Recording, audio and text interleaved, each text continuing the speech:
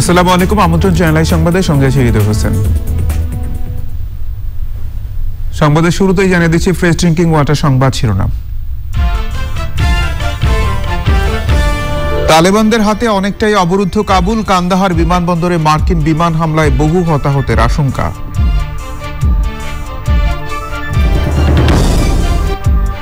তালেবান লড়াইয়ে যোগ দিতে আফগানিস্তান যাওয়ার চেষ্টা, বাংলাদেশি আইনশৃঙ্খলা বাহিনীর হাতে গ্রেফতার কয়েক জঙ্গি।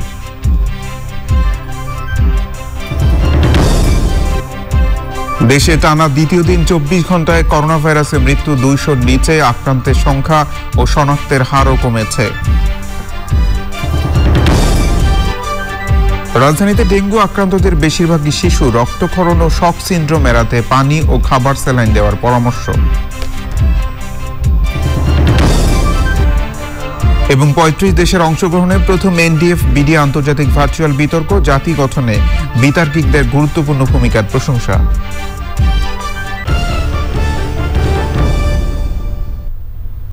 এছাড়া সোশ্যাল ইসলাম ব্যাংক লিমিটেড বিশেষ সংবাদে থাকছে।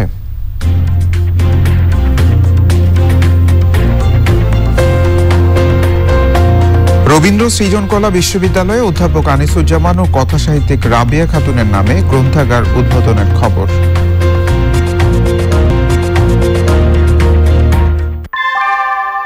আনোয়ার শীট দামে কম থেকে অনেক বেশি। আনোয়ার শীট সংবাদ শিরোনাম বলে জানাচ্ছিলাম। এখনকার সংবাদ আয়োজন একই সঙ্গে চ্যানেল আই অনলাইনের লাইভ টিভি এবং চ্যানেল আই অনলাইনের ভেরিফাইড ফেসবুক পেজেও সরাসরি প্রচার হচ্ছে। আফগানিস্তানের পুলি আলম শহরের নিয়ন্ত্রণ নেয়ার পর রাজধানী কাবুল এখন তালেবানদের হাতে অনেকটাই অবরুদ্ধ। কাবুলের 7 মাইলের মধ্যেই তালেবান বাহিনী রয়েছে বলে জানা গেছে। এ নিয়ে মোট 18টি প্রাদেশিক রাজধানী দখলে নিল জঙ্গি গোষ্ঠীটি। জাতির উদ্দেশ্যে দেয়া ভাষণে তালেবানদের বিরুদ্ধে লড়াই চালিয়ে যাওয়ার অঙ্গীকার করেছেন আফগান প্রেসিডেন্ট আশরাফ গানি। বিস্তারিত ইফতেখার উদ্দিনের রিপোর্টে। তালেবানদের ভয়ে বাড়িঘর ছেড়ে গেছে 2.5 লাখেরও বেশি আফগান। অনেকেই রাত কাটাচ্ছেন খোলা আকাশের নিচে, আবার পাশের দেশে পালানোর চেষ্টা করছেন অনেকেই। আফগানদের আশ্রয় দিতে প্রতিবেশী দেশগুলোকে সীমান্ত খুলে দেওয়ার আহ্বান জানিয়েছে জাতিসংঘ। all the hallmarks of a humanitarian catastrophe. একের পর এক প্রদেশ দখল করে চলেছে তালেবান বাহিনী। কাবুলে দূতাবাসের কর্মী ও মার্কিন নাগরিকদের নিরাপদে দেশে নিয়ে যেতে 3000-এর বেশি সেনা পাঠিয়েছে যুক্তরাষ্ট্র। পেন্টাগন বলছে রাজধানী কাবুলকে অবরুদ্ধ করতে চাইছে তালেবানরা। আফগানিস্তানের সরকারি বাহিনীর একটি হেলিকপ্টার দখলে নিয়ে তার ভিডিও প্রকাশ করেছে তালেবান গোষ্ঠী। জাতির উদ্দেশ্যে দেয়া এক ভাষণে আফগানিস্তানের প্রেসিডেন্ট আশরাফ গানি তালেবানের বিরুদ্ধে লড়াই চালিয়ে যাওয়ার অঙ্গীকার ব্যক্ত করেছেন। বলেছেন আফগানিস্তানের জাতীয় নিরাপত্তা বাহিনীকে পুনর্গঠনই তার সরকারের সর্বোচ্চ অগ্রাধিকার। যুদ্ধ সংঘাতের কারণে বাস্তুহারা হাজারো মানুষকে সহায়তার উপায় খুঁজছেন বলেও জানান তিনি। আফগানিস্তানের নিরাপত্তা পরিস্থিতির অবনতিতে কাবুলে সাময়িকভাবে দূতাবাস বন্ধ করে দিয়েছে ডেনমার্ক, নরওয়ে সহ ইউরোপের বিভিন্ন দেশ। Iftekhar Uddin, Channel I. তালেবান বাহিনীর হয়ে যুদ্ধ করতে বাংলাদেশ থেকে আফগানিস্তানে পাড়ি জমাতে চেষ্টা চালাচ্ছে জঙ্গিরা। ভারত হয়ে যাওয়ার পথে দেশটির আইনশৃঙ্খলা বাহিনীর হাতে গ্রেফতার হয়েছে এমন বেশ কয়েকজন। তবে ঢাকার পুলিশ কমিশনারের দাবি, আইনশৃঙ্খলা বাহিনীর তৎপরতার কারণে সুবিধা করতে পারছে না জঙ্গিরা। শহীদুল্লাহ রাজুর রিপোর্ট। 15ই আগস্ট বঙ্গবন্ধু শেখ মুজিবুর রহমানের 46তম শাহাদাত বার্ষিকী ও জাতীয় শোক দিবসকে ঘিরে কড়া নিরাপত্তা ব্যবস্থা নিয়েছে ঢাকা মেট্রোপলিটন পুলিশ। তৎপর রয়েছে সব গোয়েন্দা সংস্থা। ধানমন্ডি 32 নম্বরের আশপাশের রাস্তায় নিয়ন্ত্রণ করা হবে যানবাহন চলাচল। নিরাপত্তা ব্যবস্থা পরিদর্শনে এসে সাংবাদিকদের মুখোমুখি ঢাকার পুলিশ প্রধান। বাংলাদেশ থেকে কিছু মানুষ অলরেডি এই তালেবানদের সাথে যুদ্ধে যোগদান করার জন্য হিজরত করেছে। তারা কিছু মানুষ আমরা ধারণা করছে যে ইন্ডিয়ায় ধরা পড়েছে, আর কিছু তারা পায়ে হেঁটে বিভিন্নভাবে আফগানিস্তানে পৌঁছানোর চেষ্টা করছে। বিভিন্ন সংস্থা কর্তৃক এদের মনিটর করা হয়। আন্তর্জাতিক গণমাধ্যমে নিজেদের অস্তিত্ব জানান দিতে জঙ্গিরা চেষ্টা চালাচ্ছে বলে জানান তিনি। 15 আগস্টের ভেন্যুর আশেপাশে না হোক, ভেন্যুর থেকে 2 কিলোমিটার পরেও যদি দূরেও যদি একটা বোমা ফোটাতে পারে, এটি কিন্তু আন্তর্জাতিক দৃষ্টি আকর্ষণ করবে। ফলে এই দিক বিবেচনা করে তারা সর্বোচ্চ চেষ্টা করবে ছোট্ট একটি ঘটনা ঘটিয়েই যাতে সে আন্তর্জাতিক মিডিয়ায় আসতে পারে। তো এই ক্ষেত্রে 15 আগস্টটা কিন্তু অত্যন্ত গুরুত্বপূর্ণ, তাৎপর্যপূর্ণ তাদের ক্ষেত্রে। আমরা সর্বোচ্চ মেধা দিয়ে, সর্বোচ্চ চেষ্টা দিয়ে এই ধরনের কোনো ঘটনা যাতে না ঘটে সেটার জন্য আমরা তৎপর আছি। পুলিশ কমিশনার জানান, স্বাস্থ্যবিধি মেনে নিরাপত্তা বেষ্টনী পেরিয়ে রোববার ধানমন্ডি ৩২ নম্বরে শ্রদ্ধা জানাতে পারবেন সাধারণ মানুষ। Shahidullah Raju, channel I, Dhaka.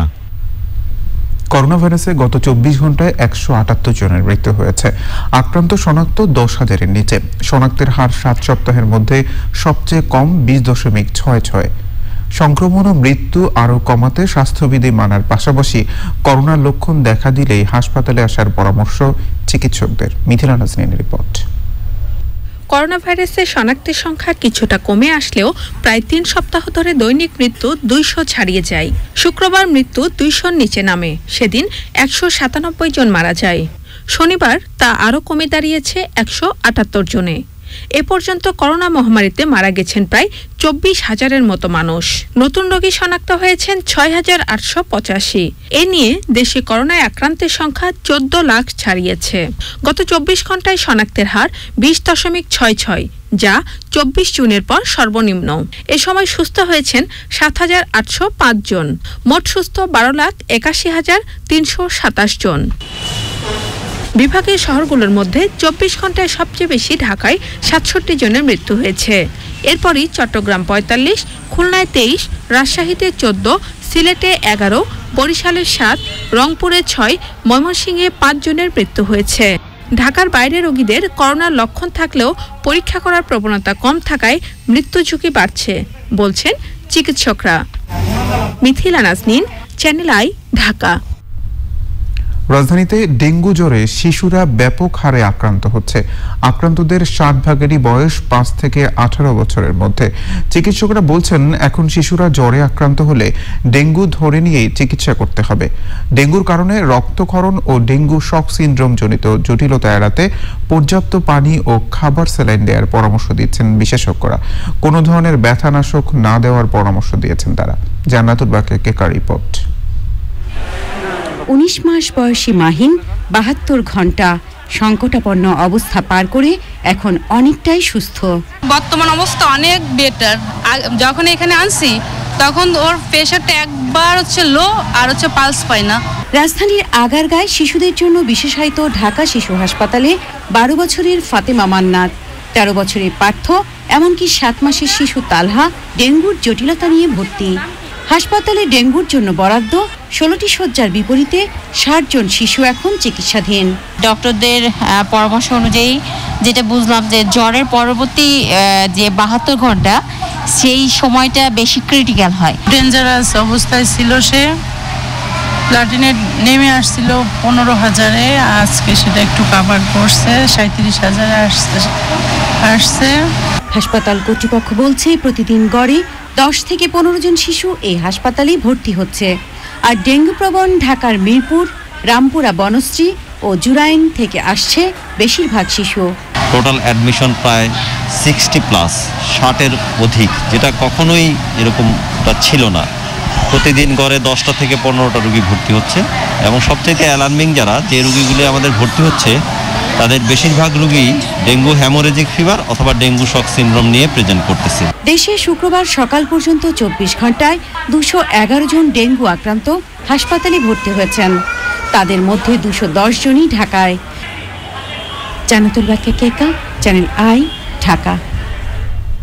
BNP যাকে দেশনেত্রী বলে তার জন্মদিন ৬টি, এর থেকে বড় তামাশা আর কিছু হতে পারে না বলে মন্তব্য করেছেন আওয়ামী লীগ সাধারণ সম্পাদক ওবায়দুল কাদের।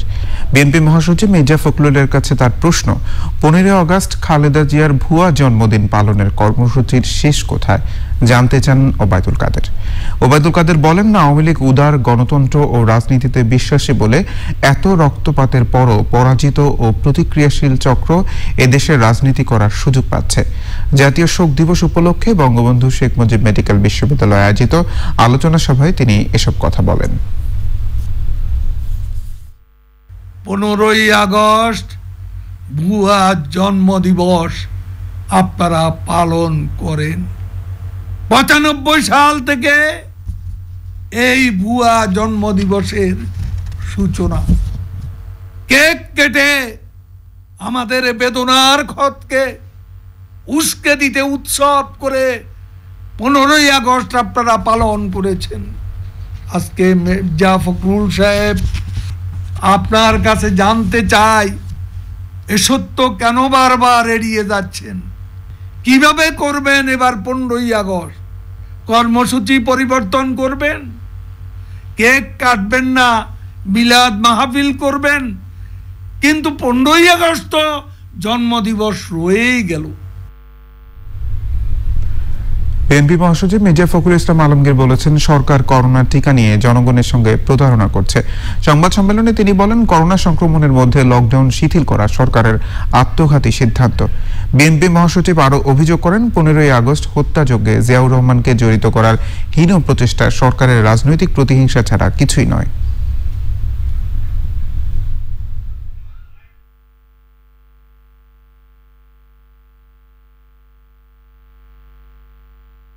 লকডাউন এটা একটা পন্থা সংক্রমণ রোধের, কিন্তু সেটা করতে হলে তাকে অবশ্যই এই আপনার নিম্ন আয়ের মানুষ, দিন আনে দিন খায় মানুষ, শ্রমিক কর্মচারী যারা আছেন, আপনার পরিবহন শ্রমিকদের, তাদেরকে আপনার খাদ্য সহায়তা এবং তাদের ক্যাশ ট্রান্সফার করতে হবে। টিকা নিয়ে বিএনপি কোনো রাজনীতি করছে না, অপরাজনীতি করছে আওয়ামী লীগ সরকার। মিথ্যা ভুল তথ্য দিয়ে একদিকে জনগণকে প্রতারণা করছে, অন্যদিকে জনগণকে চরম দুর্ভোগ ও ভোগান্তির মধ্যে ফেলেছে। দেশ বিদেশের বিতার্কিকদের অংশগ্রহণের মধ্য দিয়ে শেষ হলো আলেশা হোল্ডিংস লিমিটেড প্রথম এনডিএফ বিডি আন্তর্জাতিক ভার্চুয়াল বিতর্ক উৎসব 2021। ন্যাশনাল ডিবেট ফেডারেশন বাংলাদেশ আয়োজিত এই অনুষ্ঠানে বাংলাদেশ সহ বিশ্বের 35টি দেশের 1000-এরও বেশি বিতার্কিক অংশ নেন। লায়লা নওশিনের রিপোর্ট। দেশের ইতিহাসে প্রথম ভার্চুয়াল পরিসরে 2 দিনের আন্তর্জাতিক বিতর্ক উৎসবের আয়োজন করল national debate federation Bangladesh NDF BD. Bangladesh সহ বিশ্বের 35টি দেশের 1000-এরও বেশি বিতার্কিকের অংশগ্রহণে পরিপূর্ণ ছিল এনডিএফ বিডির ভার্চুয়াল পরিসর। আয়োজনের সমাপনী অনুষ্ঠানে অংশ নেন আন্তর্জাতিক অঙ্গনের গুরুত্বপূর্ণ ব্যক্তিরা। Bangladesh and Nepal are very, very close. With heart-to-heart close, very sentimentally attached with each other. I never felt that I am in another country. Debate is the beauty. Logic is the beauty.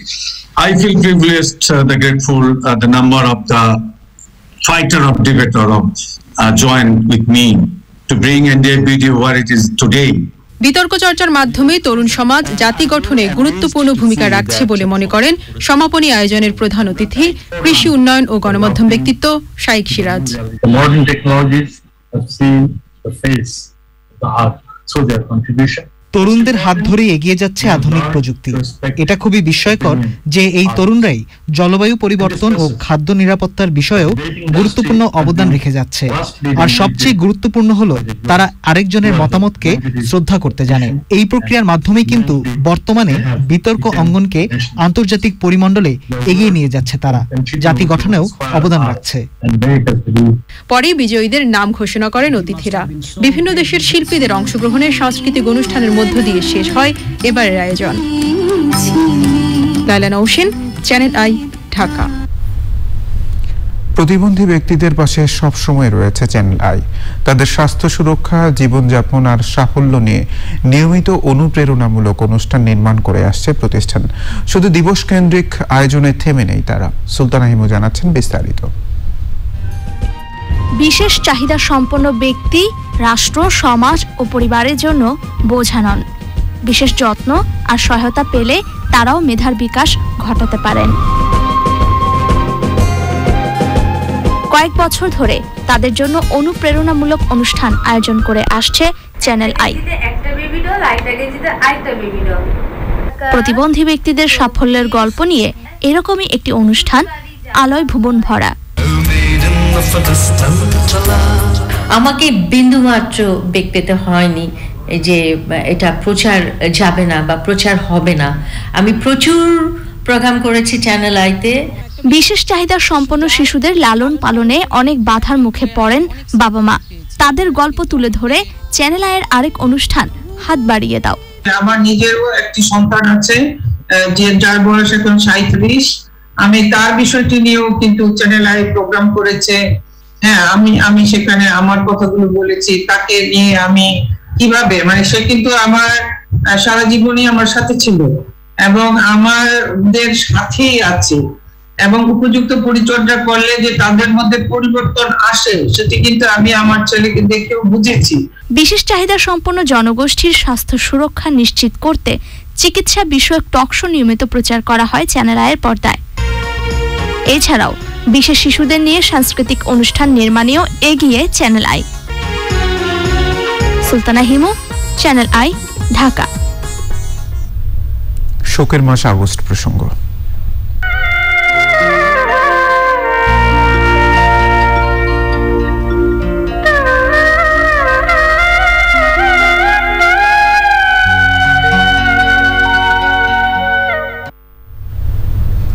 জাতির পিতা বঙ্গবন্ধু শেখ মুজিবুর রহমান এবং তার পরিবারের সদস্যদের হত্যার নেপথ্যে যারা ছিল সম্পূরক অভিযোগপত্রে তাদেরও বিচার করা সম্ভব বলেছেন আওয়ামী লীগের সাবেক আইন বিষয়ক সম্পাদক অ্যাডভোকেট সম রেজাউল করিম। তিনি বলেন, উচ্চ ক্ষমতা সম্পন্ন বিচার বিভাগীয় কমিশন দিয়ে তদন্ত করা হলে বঙ্গবন্ধু হত্যায় অনেকেরই প্রত্যক্ষ ও পরোক্ষ সম্পৃক্ততা বেরিয়ে আসবে। ওবায়দুল রশিদের রিপোর্ট। জাতির পিতা বঙ্গবন্ধু শেখ মুজিবুর রহমানকে সপরিবারে হত্যার পর খন্দকার মোশতাক আহমেদ রাষ্ট্রপতি হয়ে খুনিদের বাঁচাতে ইনডেমনিটি অধ্যাদেশ জারি করেন। পরে জিয়াউর রহমান এর আনুষ্ঠানিক অনুমোদন দেন। ২১ বছর পর আওয়ামী লীগ ক্ষমতায় এসে আইনটিকে বাতিল করে বঙ্গবন্ধু হত্যাকারীদের বিচার করে। বঙ্গবন্ধু হত্যা মামলায় আসামিদের স্বীকারোক্তি, দেশের বাইরে তাদের স্টেটমেন্ট এবং পরবর্তীতে বিভিন্নভাবে আবিষ্কৃত যে সকল তথ্য উপাত্ত, যেটা আমেরিকান হাইকমিশনের ডিক্লাসিফাইড ডকুমেন্ট থেকে পাওয়া যাচ্ছে, এগুলো কিন্তু সাবসিকুয়েন্টলি তথ্য আসছে। এই তথ্যের ভিত্তিতে পুনরায় একটা সম্পূরক অভিযোগপত্র হতে আইনগত কোনো বাধা নেই। এই আইন বিশেষজ্ঞ বলেন, বঙ্গবন্ধু হত্যার পেছনে ছিল দীর্ঘ ষড়যন্ত্র। নেপথ্যে থাকা ওই ষড়যন্ত্রকারীদের বিচার আজও হয়নি। উচ্চ ক্ষমতা সম্পন্ন একটা বিচার বিভাগীয় তদন্ত কমিশন হওয়া দরকার।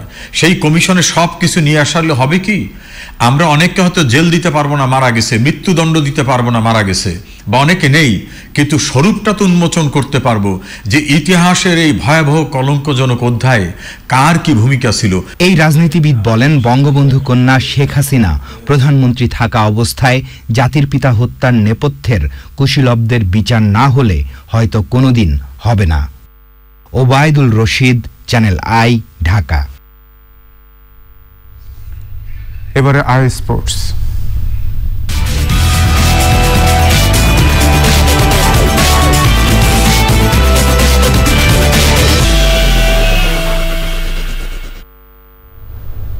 খেলাধুলার আপডেট নিয়ে আই স্পোর্টসে আছেন আরিফ চৌধুরী, যাচ্ছি তার কাছে। আরিফ। ধন্যবাদ হৃদয়, স্বাগত আজকের আই স্পোর্টসে। আর শুরুতে জানাবো ক্রিকেট পাড়ার খবর। আসন্ন নিউজিল্যান্ড সিরিজে টাইগার স্কোয়াড বোর্ডে জমা দিয়েছেন নির্বাচকরা। বোর্ড প্রেসিডেন্ট নাজমুল হাসান এমপির অনুমোদনের পরই তা ঘোষণা হবে বলে জানিয়েছেন প্রধান নির্বাচক মিনহাজুল আবেদিন নান্নু। জাতীয় দল এবং এইচপি দলের বাইরে প্রিমিয়ার ডিভিশনে খেলা ক্রিকেটারদের নিয়ে আগামী সপ্তাহে শুরু হতে যাচ্ছে বিসিবির ছায়াদল বাংলা টাইগার্সের কার্যক্রম। আর হাই পারফরম্যান্স দলের ক্যাম্প পাঠানো হচ্ছে চট্টগ্রামে।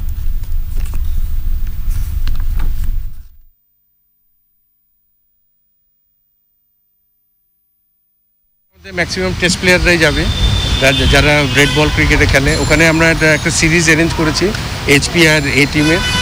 ওখানে আপনার 3টা ওডিআই হবে এবং 2টা 4 ডেজ ম্যাচ হবে।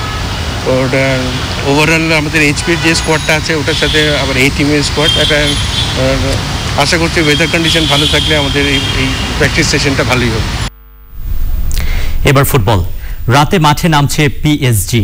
বাংলাদেশ সময় রাত 1টায় তাদের প্রতিপক্ষ স্ট্রাসবুর্গ।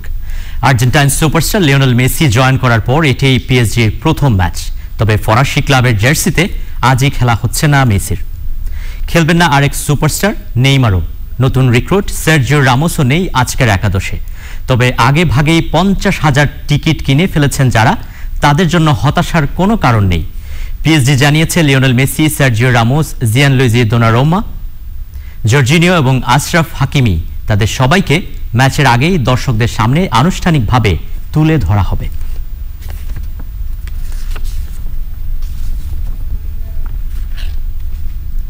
স্প্যানিশ লা লিগায় নতুন মৌসুমে মাঠে নামছে রিয়াল মাদ্রিদ। বাংলাদেশ সময় রাত 2টায় নিজেদের প্রথম ম্যাচে রিয়ালের প্রতিপক্ষ আলাভেজ। ট্রফি শূন্য গত মৌসুমকে ভুলে যেতে চায় রিয়াল। জিনেদিন জিদানের পরিবর্তে লা ব্লাঙ্কোদের কোচের দায়িত্বে ফিরেছেন কার্লো আনচেলত্তি। পিএসজিতে চলে গেছেন গতবারের ক্যাপ্টেন সার্জিও রামোস। এবার রিয়াল মাদ্রিদের অধিনায়ক করা হয়েছে ব্রাজিলিয়ান তারকা মার্সেলোকে। ইনজুরি থেকে ফেরা ইডেন হ্যাজার্ড এবং কারিম বেনজেমার প্রথম ম্যাচ খেলা নিয়ে আছে সংশয়, তবে নতুন সাইনিং ডেভিড আলাবার ডেবু হচ্ছে এটি একরকম নিশ্চিত।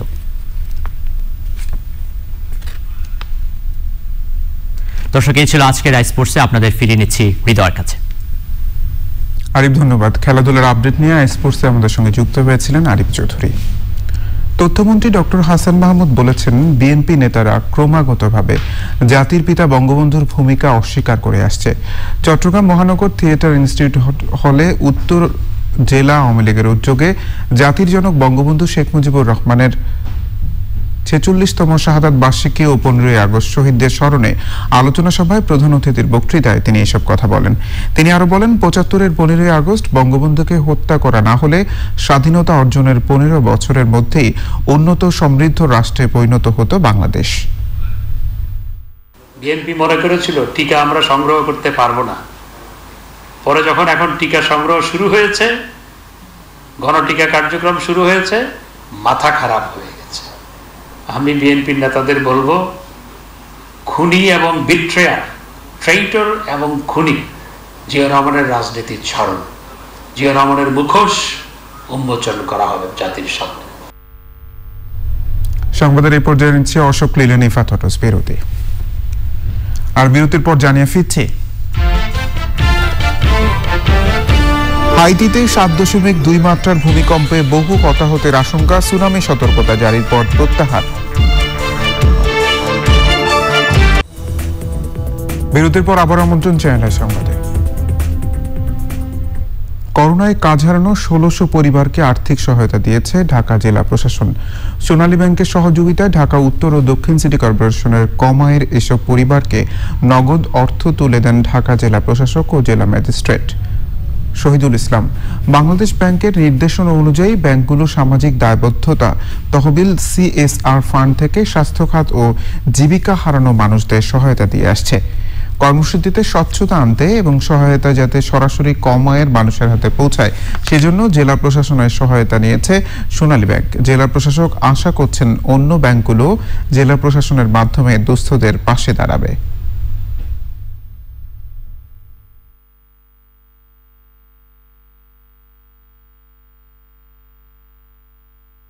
ব্যাংক শুধু টাকা বানায় না, টাকা দিয়ে টাকা বানায়, আমাদের টাকা নিয়ে রাখে, টাকা দিয়ে টাকা বানায় না, তাদের সমাজের প্রতি দায়বদ্ধতা রয়েছে।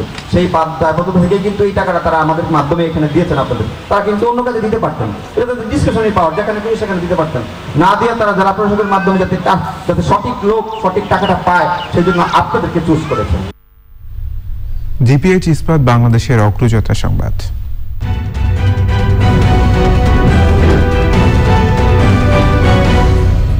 নির্মাণে প্রচলিত স্টিল বেছে নেবেন নাকি বেছে নেবেন এশিয়ার প্রথম কোয়ান্টাম ইলেকট্রিক আর্ক ফার্নেসে তৈরি বিশ্বসেরা স্টিল? জিপিএইচ ইস্পাত, দৃঢ়তার প্রতিশ্রুতি। 2023 সালের মধ্যেই বাংলাদেশের দ্বিতীয় স্যাটেলাইট উৎক্ষেপণ হবে। বঙ্গবন্ধু স্যাটেলাইট 2 নামের কৃত্রিম উপগ্রহটি কেমন হবে তা এরই মধ্যে ঠিক হয়েছে। এখন সর্বোচ্চ নীতি নির্ধারণী পর্যায়ে সম্মতি আর অর্থ ছাড়ের অপেক্ষা। Bangladesh communication satellite company limited BCSCL জানিয়েছে, এই উপগ্রহটি মূলত দেশের নিরাপত্তা রক্ষা ও পূর্বাভাস দেওয়ার কাজ করবে। পান্থ রহমান জানাচ্ছেন বিস্তারিত। বঙ্গবন্ধু স্যাটেলাইট 1 উৎক্ষেপণের মাধ্যমে 2018 সালেই স্যাটেলাইটের মালিক রাষ্ট্রের এলিট ক্লাবের সদস্য হয়ে যায় বাংলাদেশ। গর্বের সেই উপগ্রহ এখন দেশের উন্নয়নের অংশ। বঙ্গবন্ধু 1 ছিল উচ্চ ক্ষমতা সম্পন্ন কমিউনিকেশন স্যাটেলাইট। টেলিভিশন, বেতার, টেলিহেলথ, টেলি এডুকেশনের মতো সেবা মিলছে এই স্যাটেলাইটে। তবে দেশের নিরাপত্তা আর উন্নয়নই দ্বিতীয়টির লক্ষ্য। এই যে সমুদ্র সীমাটা, সমুদ্র অঞ্চলটা, এটার আয়তন বাংলাদেশের চাইতেও কিন্তু অনেক বড়। ওটাকে ভাড়া দিতে হবে, ওটাকে রক্ষণাবেক্ষণ করতে হবে, ওটাকে দেখতে হবে যে এখানে অন্য কোনো লোক এসে এখানকার সম্পদ আহরণ করে নিয়ে চলে যাচ্ছে কিনা। এত বড় জায়গাটা সাধারণত ওই জাহাজ দিয়ে কিংবা ট্রলার দিয়ে করা সম্ভব না। তো এটার মুখ্য উদ্দেশ্য হচ্ছে ওইটা, বন্যার সময় আমরা আপার ক্যাচমেন্ট যেটা এরিয়া আছে নেপাল ভুটান, ওইখান থেকে যে পানিগুলো আসে আমাদের আগের থেকে ওরা আগের থেকে ওরা ওয়ার্নিং দেবে কিংবা আমরা উপর দেখতে পারবো। আমরা আশা করছি যে 23শে ডিসেম্বরের মধ্যেই এটা আমরা উত্তোলন করার চেষ্টা করব। আফ্রিকা থেকে চীন পর্যন্ত দেশগুলোর চাহিদা মেটাতে সক্ষম এমন উপগ্রহ তৈরি করতে চাইছে বিসিএসসিএল। বঙ্গবন্ধু স্যাটেলাইট 2 এর প্রাইমারি এরিয়া কিন্তু দক্ষিণে বিস্তীর্ণ সমুদ্র অঞ্চল, যেটা আমরা আহরণ করেছি কিংবা অর্জন করেছি, plus Nepal Bhutan India eastern part of India, এটা হচ্ছে প্রাইমারি এরিয়া। আর সেকেন্ডারি এরিয়া হচ্ছে আফ্রিকা থেকে শুরু করে আমাদের একেবারে চায়না পর্যন্ত এই পুরাটা একটা স্ট্রিপ, এটা কন্টিনিউয়াসলি অবজার্ভ করবে। সুতরাং যাদের এই ধরনের ডাটাগুলো লাগবে আমরা তাদের কাছে বিক্রি করতে পারবো। চেয়ারম্যান জানালেন, স্যাটেলাইটটি কেমন হবে তা নির্ধারণ হলেও দ্বিতীয় কৃত্রিম উপগ্রহটির প্রস্তুতকারক কারা হবেন তা এখনো নিশ্চিত হয়নি। কনসালটেন্টের স্টাডি সব কারণে। পান্থ রহমান, চ্যানেল আই, ঢাকা। মিটলটা আন্তর্জাতিক সংবাদ।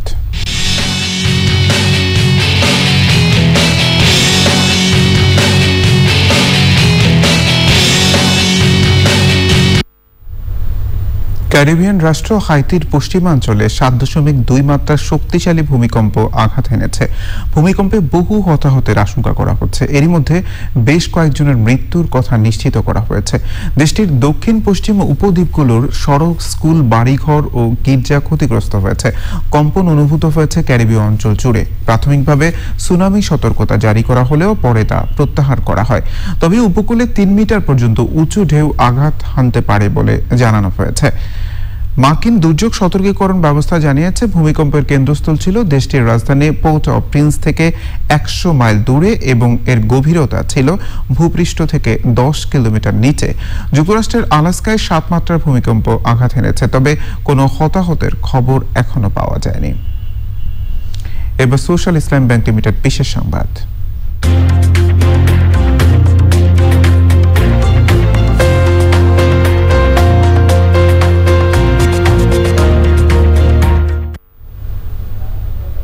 শোক থেকে জাগরণের মন্ত্র নিয়ে জাতীয় অধ্যাপক আনিসুজ্জামান ও কথাসাহিত্যিক রাবেয়া খাতুনের নামকরণে উদ্বোধন হলো রবীন্দ্র সৃজনকলা বিশ্ববিদ্যালয়ের গ্রন্থাগার। উদ্বোধন করে শিক্ষামন্ত্রীর আশাবাদ, আগামী দিনের ভবিষ্যৎ নির্মাণে রবীন্দ্র সৃজনকলা বিশ্ববিদ্যালয়ের শিক্ষার্থীরা তৈরি হবে। রিপোর্ট রুকসানা আমিনের। বাংলার 2 রত্ন, জাতীয় অধ্যাপক ও শিক্ষাবিদ প্রয়াত আনিসুজ্জামান ও কথাসাহিত্যিক রাবেয়া খাতুন। দেশ বরেণ্য 2 ব্যক্তিত্বের অমর কীর্তি অম্লান রাখতে তাদের নামে উত্তরায় রবীন্দ্র সৃজনকলা বিশ্ববিদ্যালয়ে চালু হলো জাতীয় অধ্যাপক আনিসুজ্জামান ও কথাসাহিত্যিক রাবেয়া খাতুন গ্রন্থাগার। ভার্চুয়ালি উপস্থিত থেকে গ্রন্থাগার ও বঙ্গবন্ধু কর্নারের উদ্বোধন করেন শিক্ষামন্ত্রী। রবীন্দ্র সৃজনকলা বিশ্ববিদ্যালয়ের আমাদের দেশের 2জন প্রথিত যশা মানুষ, যারা বাতিঘর হিসেবে পরিচিত, তাদের একজন অধ্যাপক আনিসুজ্জামান, আরেকজন কথা সাহিত্যিক রাবেয়া খাতুন। তাদের নামে এই পাঠাগারটির নামকরণ করা হচ্ছে। এই পাঠাগারটির আমি শুভ উদ্বোধন ঘোষণা করছি এবং একই সঙ্গে আমি আশা করব আমাদের শিক্ষার্থীরা গ্রন্থ আছে, যত রিসোর্সেস আছে সেগুলোর কে যথাযথভাবে তারা ব্যবহার করবেন। গ্রন্থাগার নিয়ে জানালেন ভিসি। প্রথম হচ্ছে যে তাদের প্রয়োজনীয় বইগুলি যাতে থাকে এবং সেটা হার্ড কপি এবং ডিজিটাল ফর্ম দুটোই। আমরা অত্যন্ত আনন্দিত যে সম্প্রতি প্রয়াত আমাদের দেশের অত্যন্ত প্রখ্যাত কথা সাহিত্যিক রাবেয়া খাতুন, তার পরিবার তার যে বিপুল সংগ্রহ দীর্ঘ সময়ের, সেটা আমাদের এই গ্রন্থাগারে উপহার হিসাবে দিচ্ছেন এবং অধ্যাপক আনিসুজ্জামানের সংগ্রহের কিছু বইও আমরা পাবো। এর আগে শোক থেকে জাগরণ শিরোনামে জাতীয় শোক দিবসের ভার্চুয়াল আলোচনায় বঙ্গবন্ধুর আদর্শ তুলে ধরেন বক্তারা। এই ডিএল রাইটসের কবিতা ধনে ধান্য পুষ্পভরা আমাদের এই বসুন্ধরা, এই গানটা খুব পছন্দ করতেন এবং এই জন্য এটাকে আমাদের জাতীয় গীত হিসাবে তিনি চিহ্নিত করেছেন। আন্তর্জাতিক বিশ্বে বঙ্গবন্ধুর মর্যাদাশালী নেতা ছিলেন, পৃথিবীর যেখানে গিয়েছেন তিনি সমন্বিত হয়েছেন। বঙ্গবন্ধুর আদর্শে উজ্জীবিত হয়ে আগামী দিন সঠিক পথে দেশ এগিয়ে যাবে বলে আশাবাদ ব্যক্ত করা হয় অনুষ্ঠানে। রোকসানা আমিন, চ্যানেল আই, ঢাকা। এবার অর্থনীতি সংবাদ।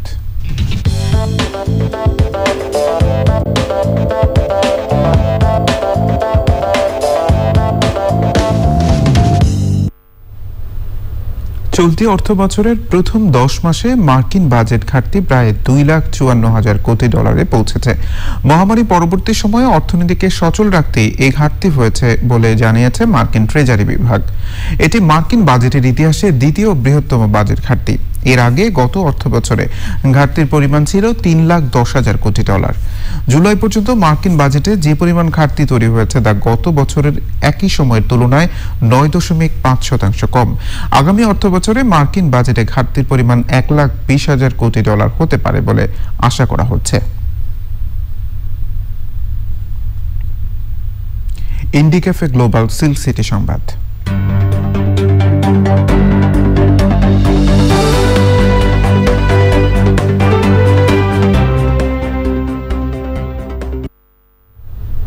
রাজশাহী বিসিক শিল্পনগরী 2 প্রকল্পের কার্যক্রম পরিদর্শন করেছেন city mayor AHM Khairuzzaman Liton.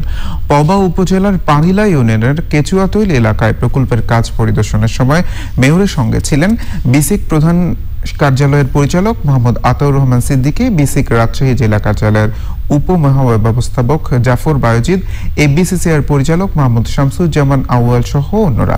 প্রকল্পের ব্যয় ধরা হয়েছে 172 কোটি টাকা। এর মধ্যে ভূমি ও ভূমি উন্নয়ন ব্যয় 105 কোটি টাকা, বাকি 67 কোটি টাকায় শিল্প স্থাপনের অবকাঠামো উন্নয়ন, রাস্তা, ড্রেন, কালভার্ট নির্মাণ, পানি, গ্যাস ও বিদ্যুৎ লাইন সংযোগ, সীমানা প্রাচীর, অফিস ও পানি সংরক্ষণের জন্য পুকুর স্থাপন করা হচ্ছে।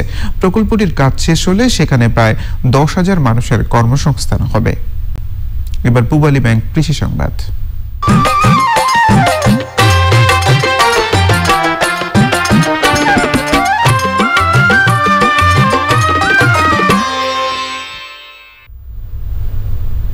3 দিনের টানা বৃষ্টিতে সাতক্ষীরার বিস্তীর্ণ এলাকা প্লাবিত হয়েছে।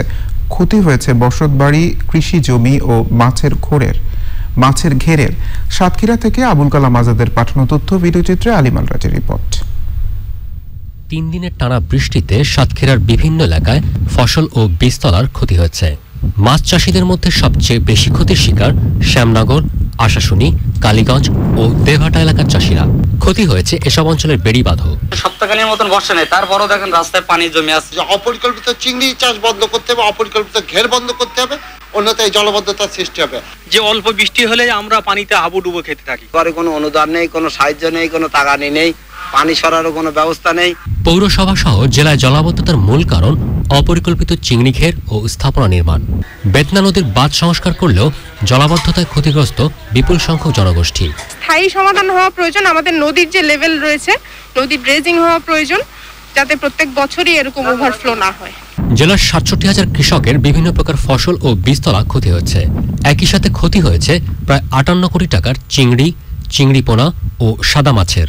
অতিবৃষ্টির কারণে আমাদের আমন বীজতলা, আমন রূপা আমন ক্ষেত, আউশ এবং কিছু সবজি নষ্ট হয়ে গেছে। এই ক্ষতিগ্রস্ত চাষীদের আমরা তালিকা মাঠ পর্যায়ে সরজমিনে তালিকা করছি। এই জলোচ্ছ্বাস থেকে মুক্তি পেতে হলে আমাদের যে জলাবদ্ধতা, নেট পাটা, অবৈধ যেগুলো আছে এগুলোকে উচ্ছেদ করতে হবে।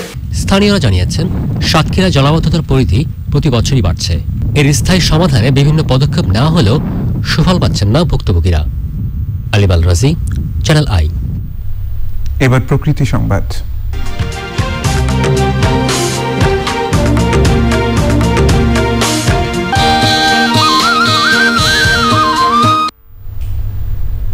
কক্সবাজারের পাহাড়ে ঝুঁকি নিয়ে বসবাসকারীর সংখ্যা দিন দিন বাড়ছে অবৈধ পাহাড় কাটাও। পাহাড় ধসে হতাহতের সংখ্যাও বাড়ছে।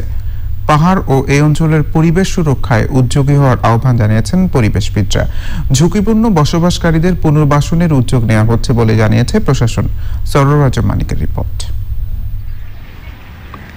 কক্সবাজার সদর, চকরিয়া, মহেশখালী, উকিয়া ও টেকনাফের পাহাড়ে ঝুঁকি নিয়ে বসবাস করছে অন্তত 3 লাখ মানুষ। এদের বেশিরভাগই প্রাকৃতিক দুর্যোগে ভূমিহীন। পাহাড় কাটা ও জলবায়ু পরিবর্তনের প্রভাবে বর্ষায় পাহাড় ধস বাড়ছে। গত 1 মাসে পাহাড় ধসে 13 জনের মৃত্যু হয়েছে। ঝুঁকি জেনেও এখানে বসবাস কমছে না। গরিব মানুষ তাই এখানে ঝুঁকি আছে হিসেবেও তারপর জানা সত্ত্বেও আমরা এখানে থাকি। ঝুঁকিপূর্ণ জায়গা নাই থেকে কোথায় যাব, যখন কিনছি থাকতে তো হবে। আমরা যে মরে যাব এটা উপলব্ধি করেও আমরা এখানে থাকতে বাধ্য হই। এত কিছু নাই দে তাকি দের বাদে আমরা গরিব মানুষ আরা হলে যাইও। পাহাড় ও পরিবেশ সুরক্ষায় কঠোর হওয়ার পরামর্শ দিয়েছেন পরিবেশবিদরা। পাহাড়ের ঝুঁকিপূর্ণ অবস্থায় বসবাস করছে তাদেরকে পুনর্বাসন করা প্রয়োজন। জেলা প্রশাসনের আওতাধীন যে কমিটি রয়েছে পাহাড় রক্ষা করার জন্য এই কমিটির কার্যক্রম বাড়াতে হবে। ঝুঁকিপূর্ণ এলাকায় বসবাসকারীদের সরিয়ে নিতে প্রশাসনের উদ্যোগ দীর্ঘমেয়াদে কাজে আসছে না। অতি ঝুঁকিতে থাকা লোকগুলোকে ক্রমান্বয়ে চিহ্নিত করে একটা প্রকল্পের মাধ্যমে এদেরকে পুনর্বাসনের পদক্ষেপ নিচ্ছি। পাহাড় কাটা ও বসতি স্থাপন বন্ধে সচেতনতা বাড়ানোর পরামর্শ দিয়েছেন পরিবেশবিদরা। পাহাড়ে ঝুঁকিপূর্ণ অবস্থায় বসবাসের পাশাপাশি পাহাড় কাটার কারণে পাহাড়ের পরিবেশ ও প্রতিবেশ ধ্বংস হয়ে যাচ্ছে। তাই পরিবেশবিদরা বলছেন এসব মানুষগুলোকে পুনর্বাসনের মাধ্যমে পাহাড়কে পূর্বের অবস্থায় ফিরিয়ে নিয়ে আসা হোক। কক্সবাজার শহরের গোনারপাড়া থেকে সরওয়ার আজম মানিক, চ্যানেল আই। ধামাকাশপিং.com তথ্য প্রযুক্তি সংবাদ।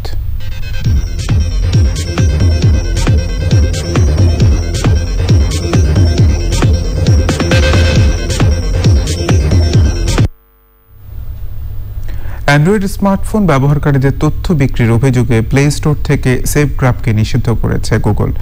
মার্কিন কানাডীয় গণমাধ্যম মাদারবোর্ড এক প্রতিবেদন জানিয়েছে সেফগ্রাফ সরকারি প্রতিষ্ঠানের পাশাপাশি বিভিন্ন শিল্প প্রতিষ্ঠানের কাছে ব্যবহারকারীদের তথ্য বিক্রি করে, এমনকি উন্মুক্ত বাজারে যে কারো কাছে তথ্য দিতে প্রতিষ্ঠানটি। গুগলের নিষেধাজ্ঞার ফলে যেসব প্রতিষ্ঠান বা অ্যাপস সেফগ্রাফের সাথে কাজ করছে তাদের দ্রুত অ্যাপস থেকে লোকেশন সম্পর্কিত তথ্য সংগ্রহের কোড সরিয়ে ফেলতে হবে। তবে গুগল প্লে স্টোরের নিষেধাজ্ঞার ব্যাপারে এখনও কিছু বলেনি সেফগ্রাফ। এবার এক্সিম ব্যাংক বাণিজ্য সংবাদ।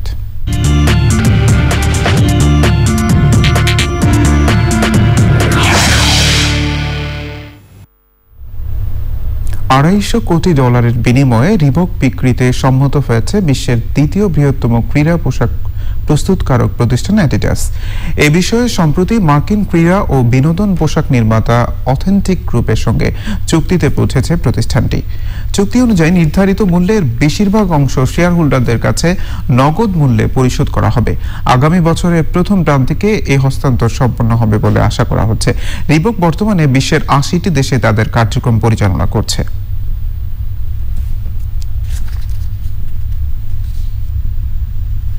সংবাদে আবহ নিচ্ছে অশোক লীনা নিফাত বিরতি। আর বিরতির পর জানিয়ে ফিরছি, রাজধানীতে চিত্রনায়িকা পরিমণির মুক্তির দাবিতে মানববন্ধন, দাবি আদায় না হলে বৃহত্তর আন্দোলনের ঘোষণা।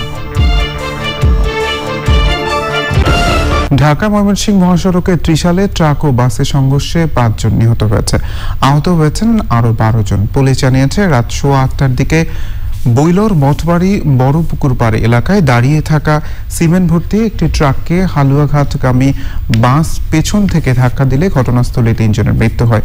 আহত আরো 2 জন চিকিৎসাধীন অবস্থায় মারা যান।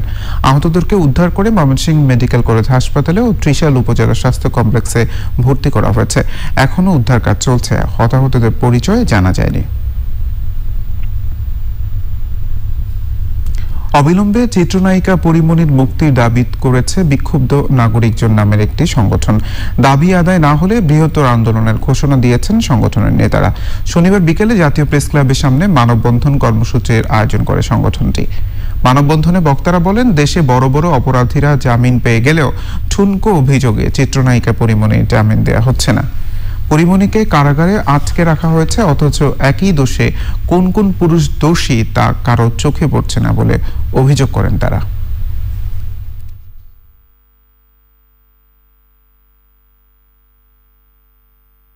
এমন একটা জায়গায় এসে দাঁড়িয়েছে যে রাষ্ট্র বনাম নারীর যুদ্ধ। হ্যাঁ, যে একটা মেয়ে মানেই তাকে গালি দেওয়া যায়, তাকে যৌন আক্রমণ করা যায় সামাজিক মাধ্যমে, গণমাধ্যমে। এটা আমাদের প্রথম অফিশিয়াল প্রতিবাদ। আজকে প্রশ্ন হচ্ছে এগুলো প্রশ্রয় দিচ্ছে কে? আজকে কথা আমরা নির্দ্বিধায় বলতে পারি, এই সমাজ পুরুষতান্ত্রিক সমাজ। পুরুষতান্ত্রিক সমাজের কাজ হচ্ছে নারীকে অবদমিত রাখা। শুধুমাত্র পরিমণি এখানে ফ্যাক্টর নয়, আমরা শুধুমাত্র পরিমণির জন্য এখানে দাঁড়াইনি, আমরা দাঁড়িয়েছি বাংলাদেশের নারী সমাজের জন্য। করোনার কারণে বন্ধ থাকা সংযুক্ত আরব আমিরাতগামী ফ্লাইট চালুর দাবিতে চট্টগ্রামে মানববন্ধন করেছেন আটকে পড়া প্রবাসীরা। সেই সাথে আন্তর্জাতিক বিমানবন্দরগুলোতে করোনা টেস্টের জন্য পিসিআর মেশিন স্থাপনেরও দাবি জানিয়েছেন তারা। মানববন্ধনে কয়েকশো প্রবাসী অংশ নেন।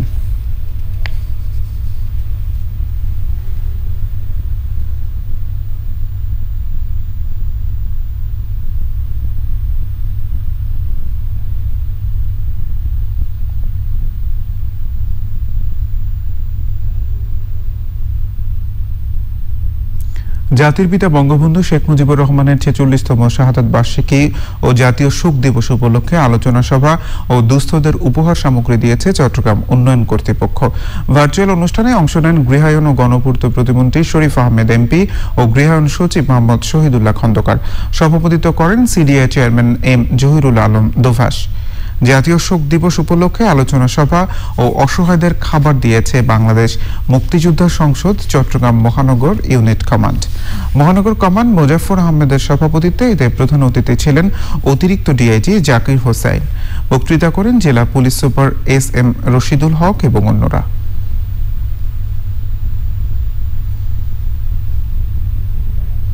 জাতির পিতার আদর্শকে ধারণ করে পৃথিবীর সামনে মাথা উঁচু করে চলেছে বাংলাদেশ। জাতির পিতা বঙ্গবন্ধু শেখ মুজিবুর রহমানের 46তম শাহাদাত বার্ষিকী উপলক্ষে মহিলা শ্রমিক লীগ আয়োজিত অনুষ্ঠানে আওয়ামী লীগ নেতারা বলেন, অপশক্তির হাজারো ষড়যন্ত্র দেশকে পিছাতে পারবে না। 23 বঙ্গবন্ধু অ্যাভিনিউয়ের কেন্দ্রীয় অফিসে আলোচনায় যুক্ত হয়ে বক্তারা জানান, দলের নাম ভাঙিয়ে যারা ফায়দা হাসিলের চেষ্টা করেন সেই সুবিধাবাদীরা কোনোদিনও আওয়ামী লীগের ঠাঁই পায়নি, ভবিষ্যতেও পাবে না।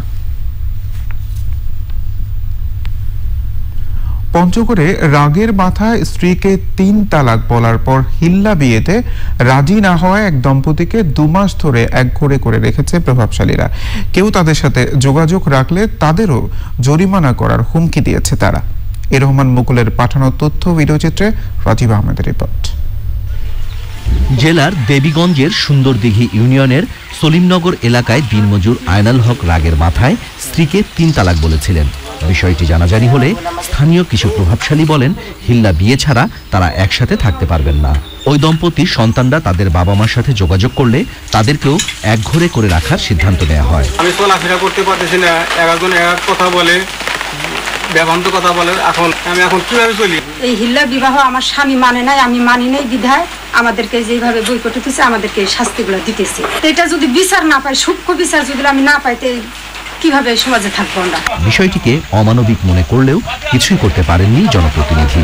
তারা বলছে যে যেহেতু সে তালাক দিয়েছে সে তাকে কিভাবে নেয়। এই অবস্থায় সমাজের পক্ষ থেকে বলা হয়েছিল যে আমাদের জানা মতে এরকম হলে তো হিল্লা দিতে হয়, তো এটা যদি না করো তুমি আমাদের সমাজ থেকে আলাদা থাকবে। এমন ঘটনায় ইন্ধনদাতাদের বিরুদ্ধে আইনি ব্যবস্থা নেওয়া হবে বলে জানিয়েছে পুলিশ। কিন্তু এটা এক শ্রেণীর একটা ফতোয়া ছিল যেটা এলাকায় আছে, ও একটা ভুল ব্যাখ্যা দেওয়ার কারণে এই বিষয়টা নিয়ে একটু বাড়াবাড়ি হয়েছে। তাদেরকে আমরা আইনে নিয়ে আসার জন্য এবং পাশাপাশি ব্যবস্থা নিব। তবে উপজেলা প্রশাসন দাবি করছে তাদের উদ্যোগে বিষয়টি সমাধান করা হয়েছে। Rajib Ahmed, channel I. সংবাদে আবার নিচ্ছে অশোক লিলন বিরতি। আর বিরতির পর জানিয়ে ফিরছি